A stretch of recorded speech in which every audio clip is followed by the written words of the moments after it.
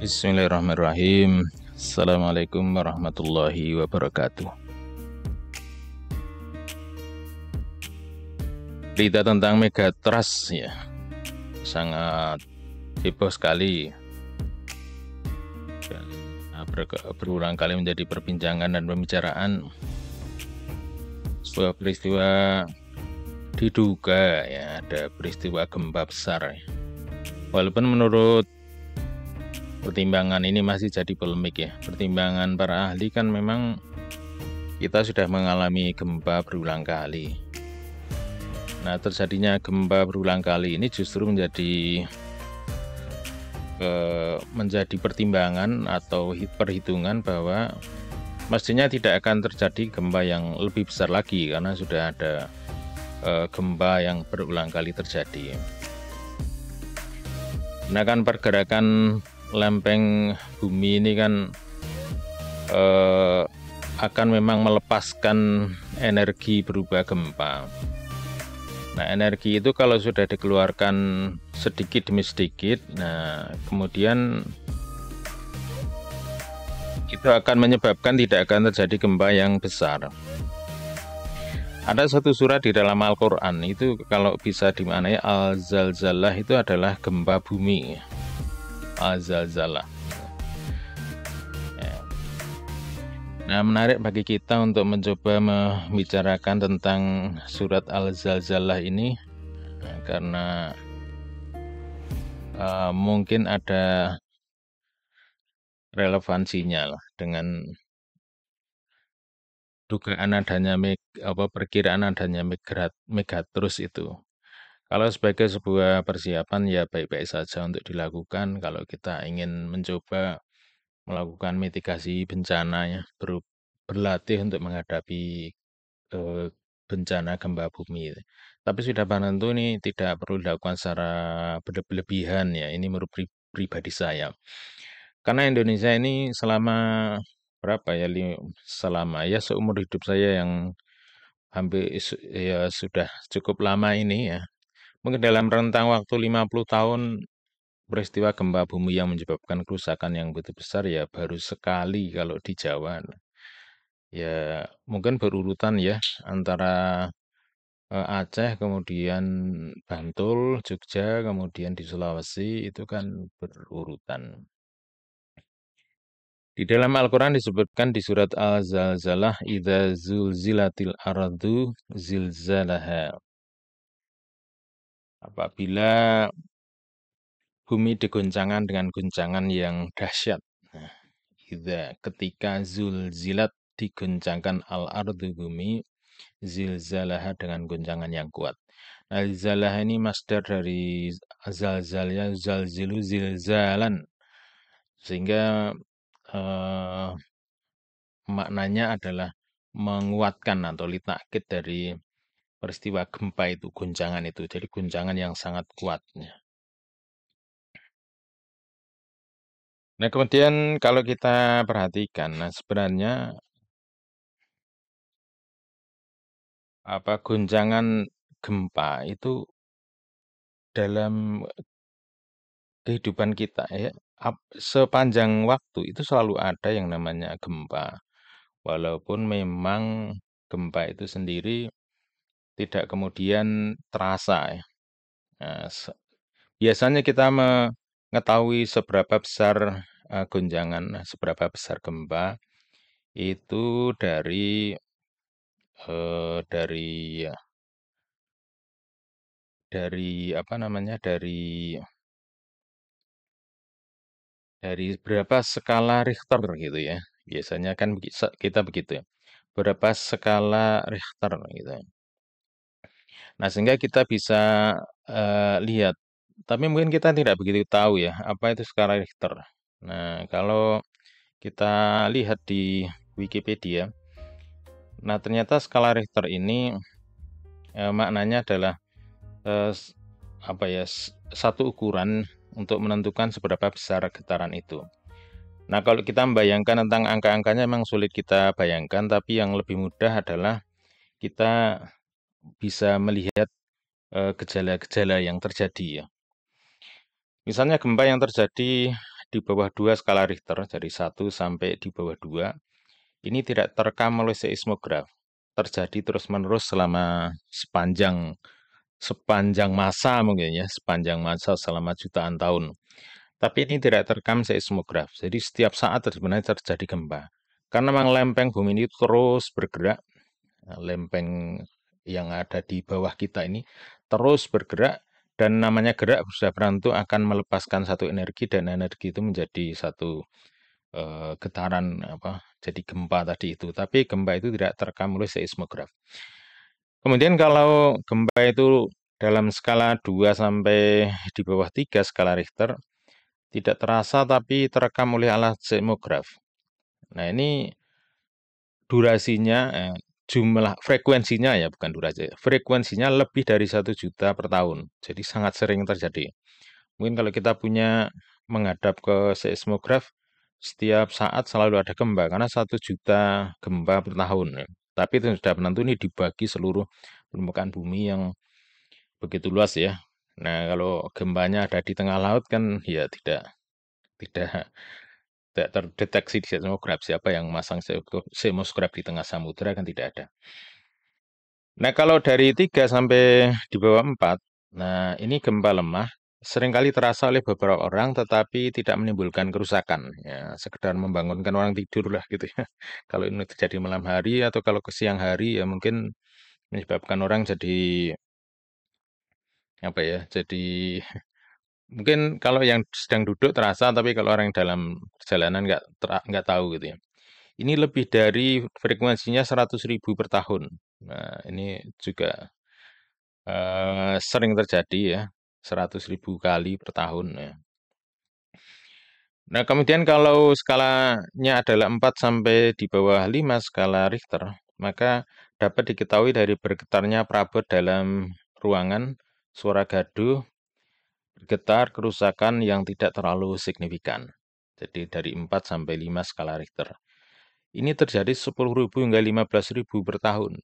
Sekali lagi ini jangan kemudian melihatnya, oh tempat saya jarang terjadi ya. Itu kan dibagi rata seluruh permukaan bumi ya. Jadi jumlahnya 10.000 hingga 15.000 kali per tahun ya. Ya, kalau ini datanya sudah lebih bisa terbaca karena mungkin kumpulan dari banyak tempat ya. Nah, kemudian kalau skala Richternya itu dari 5 sampai di bawah 6, 5,9 di bawah 6, maka dapat menyebabkan kerusakan yang besar pada bangunan pada area lokal, umumnya kerusakan kecil pada bangunan yang didesain dengan baik. Nah, ini terjadi 1.000 hingga 1.500 kali per tahun. Nah, tapi kalau sudah skala 5 sampai hampir 6 ini memang sudah menyebabkan bangunan-bangunan itu rusak pada area lokal. Tapi sekali lagi ini kan nanti ada kaitannya juga dengan berapa jarak terhadap pemukiman, kemudian berapa kedalaman, kemudian mungkin ya struktur batuan geologinya itu kan berpengaruh juga gitu ya. Artinya ini tidak bisa kemudian, ini skala 5 tapi yang rusak banyak sekali, bisa saja terjadi ya. Nah, itu kondisi di sekitar yang ketika orang itu merasakan gempa. Nah, merasakan gempa kemudian bisa diukur dari situ. Jadi kalau misalnya, oh rumah-rumah sudah ada yang roboh, nah berarti kira-kira ada 5 sampai 6. Itu kalau tidak memakai alat lah gitu. Nah, kemudian ketika goncangan itu lebih kuat lagi, misalnya 6 sampai 7 skala Richter, maka kerusakan pada sejumlah bangunan di kawasan berpenduduk. Nah, tahan gempa dapat bertahan dengan kerusakan ringan hingga sedang.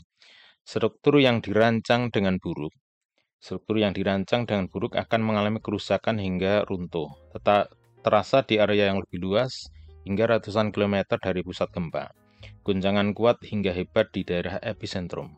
Nah, ini yang terjadi di Bantul, di Aceh, di Sulawesi Utara. Nah, ini kisaran ini dari 6 sampai sekitar 7 skala Richter. Sedangkan yang terjadi di Aceh mungkin lebih besar lagi ya. Ya, saya kira ini sangat tergantung kepada posisi dari letak gempa itu sendiri. Sedangkan kalau gempa itu eh, mencapai 7 sampai hampir 8 skala Richter, maka akan menyebabkan kerusakan pada sebagian besar bangunan. Ada yang runtuh sebagian atau runtuh seluruhnya. Struktur bangunan yang dirancang dengan baik kemungkinan besar juga akan mengalami kerusakan. Nah, ini ketika mencapai 7 sampai hampir 8. Seluruh struktur bangunan yang dirancang dengan baik kemungkinan besar akan mengalami juga kerusakan dan jembatan putus. Ini kemudian ini terjadi 10 hingga 20 kali per tahun. Jadi ketika goncangan itu apa skala Richternya itu semakin tinggi, maka juga semakin jarang terjadi.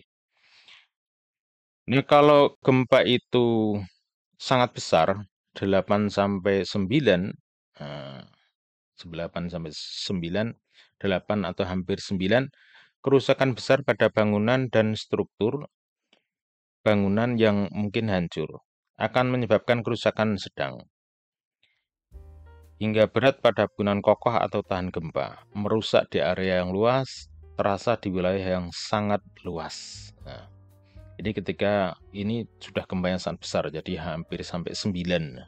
Ini terjadi sekali per tahun. Nah, sekali per tahun. Ya, tapi jangan bayangkan kemudian kapan itu terjadi.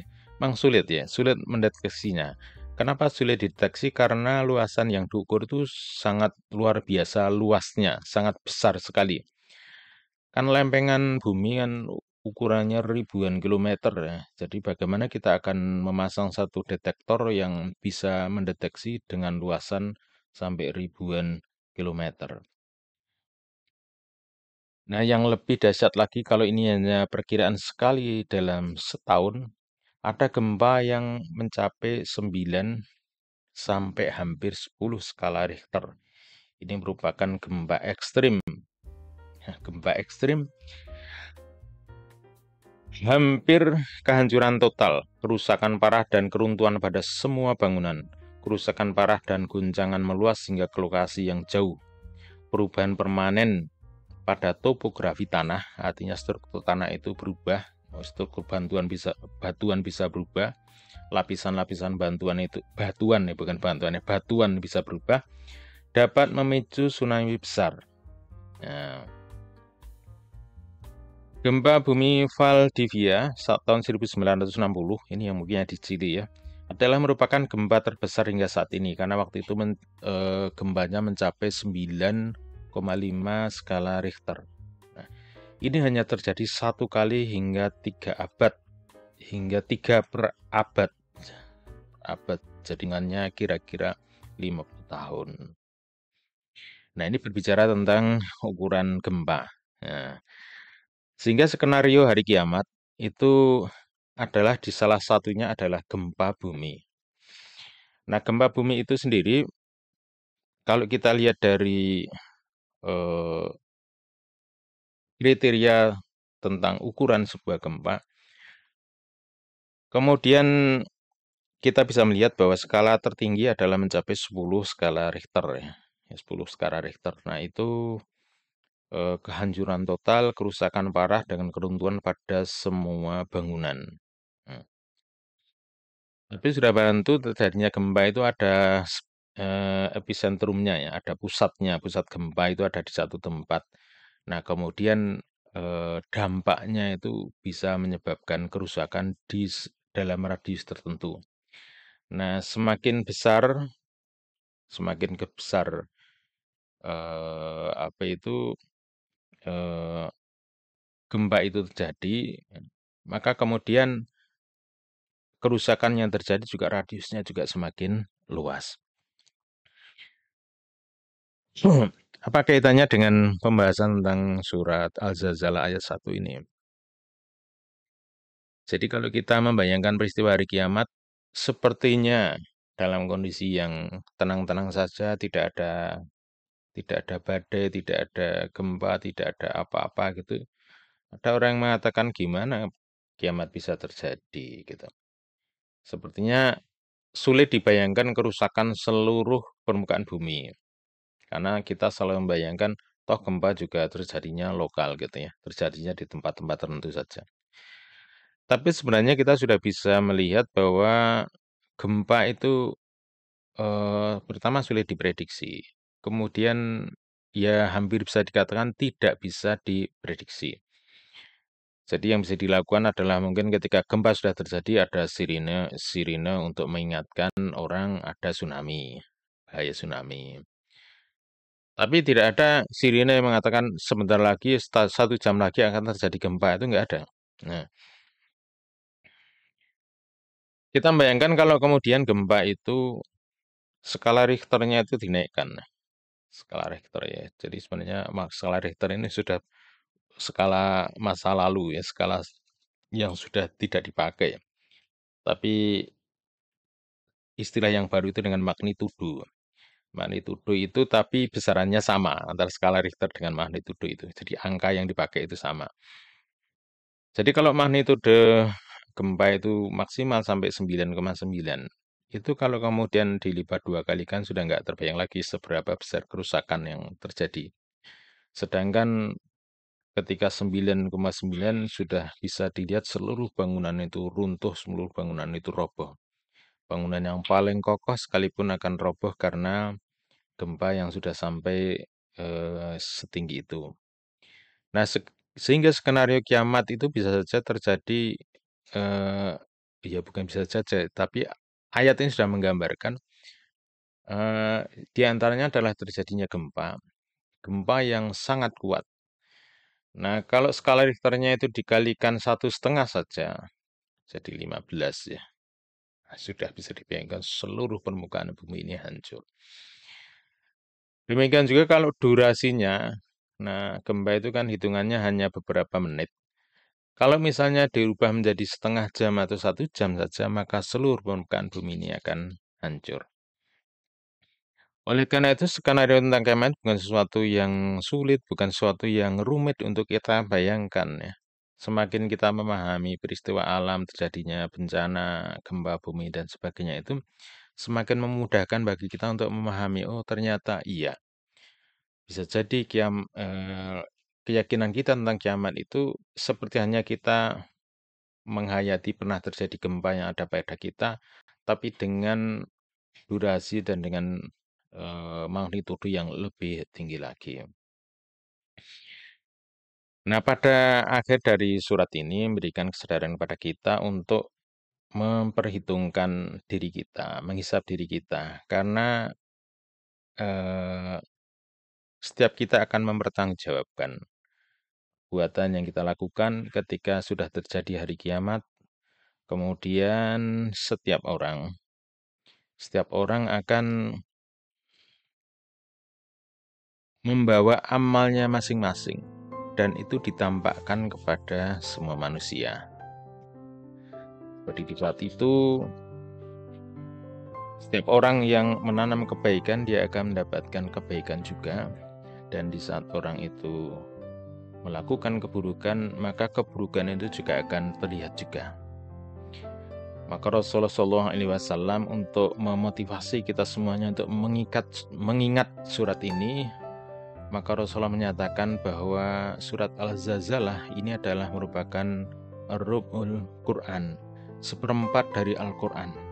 Dengan mengingat-ingat dan membaca ulang surat ini, kita jadikan wirid kita di pagi dan petang, akan mengingatkan kita semuanya akan sebuah peristiwa ketika kita semuanya akan melihat seluruh apa yang ada di muka bumi ini kemudian binasa.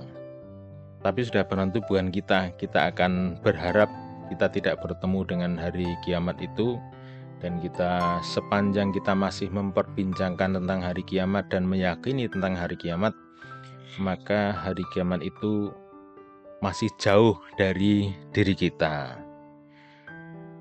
Dan seburuk-buruk orang, seburuk-buruk manusia itu adalah mereka yang menghadapi hari kiamat yang tidak ada lagi iman di dalam dirinya.